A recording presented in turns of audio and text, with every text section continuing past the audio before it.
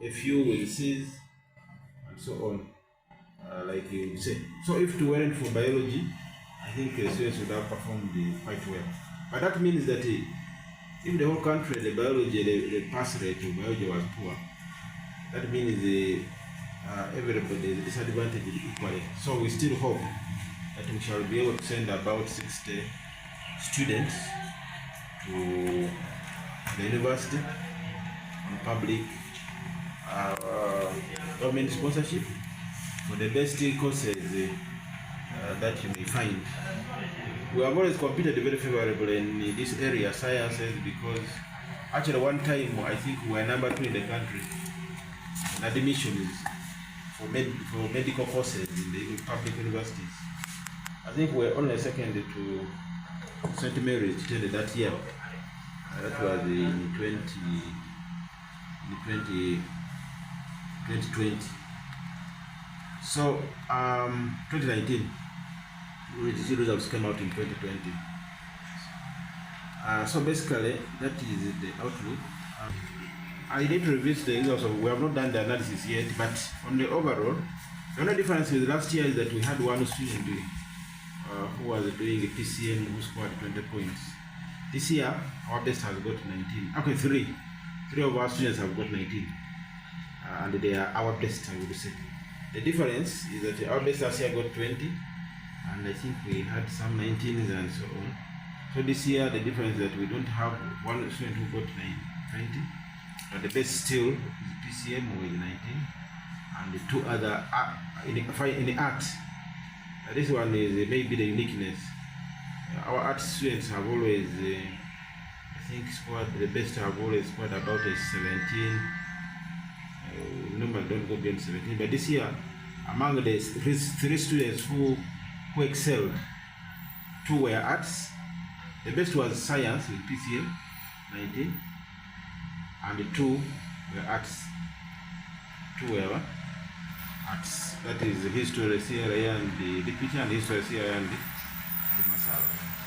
So, but from there, we got 80 students with 18 points.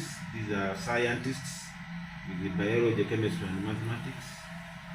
We got 11 students with 17 points. These are also scientists with BCM. I think there is one student here with history, economics, and literature, but the other 10 are scientists. Then we had the 11 students also with 16 points. These are scientists with BCM. I think we had one student with MEG. Majority are biology, chemistry. Then we had the 8 students with 15 points. Okay.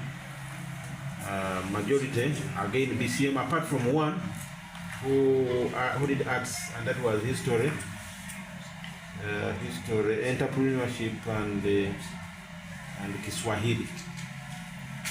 Yeah. So, but the majority, vast majority. So roughly, the students that we expect, any student who scored 15 and above is potentially a government-sponsored student. So if we were to count that, we have about 60 students who have scored at least 15 points and above, and those should be able to qualify for government. Overall, we sat, we registered 868. Last year was the highest number we ever registered. I think because of COVID, they were picking. But out of the 868, only 862 sat, 6 were absentees. I don't know what happened to them. And out of the 862 who sat, at least they were able to get at least 1 point and above. The majority got at least 2 principal passes. We had to analyze the details, but about 3/4 of them qualified to go to university. The rest qualified to go to other tertiary institutions with diploma courses in places like UTC Elgon and UCC, and then TCs. So every student who sat was able to at least score at least 1 point and above. So we can't say that there's any student who didn't score a point. So all the 862 pass who sat, technically speaking, did pass, because not passing means not getting a point. So that is the summary of this year's results. Whereas we didn't excel to get a 20, but this year's results seem to be better than the ones of last year. The statistics will prove it when my people analyze. They are still in the computers. But remarkably, biology was not well done. It was one of the reasons why we didn't excel. But this was a national issue. I'm told only 0.2 students percent. Can you imagine 0.2 students percent scored A's in biology? That means in the whole country we might be having less than 10 A's going across the whole country. So apart from biology, the rest of the other subjects we really excelled. If you look at our mark sheet, you will see lots of A's and B's. That shows you that the students have done very well.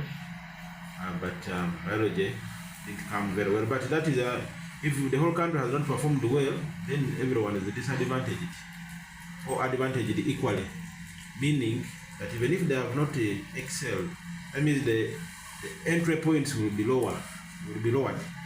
And I think if they lower the entry points to the universities, then we may take even more than 60 students to public, on government sponsorship in public. But many normally go for private. By the way, you people never come back to check on how many students have gone for which courses. I think you should always follow up when you later on after admissions and you say, how did we fare? We shall tell you this number went to Makerere, this number to Guru, this number to Barara, this number to Sitema, Soroti, Muni, etc. etc. So overall, that is the outlook. I think the other maybe observation is that our students performed quite well in the principal, or rather the subsidiary subjects. That is, we call it sub ICT, that's computer, and also general paper. Almost all of them passed those two subjects, which are compulsory, and they normally score them at least a point. So that is significant, because sometimes somebody may fail to get a point because, or the maximum points just because of a subsidiary subject.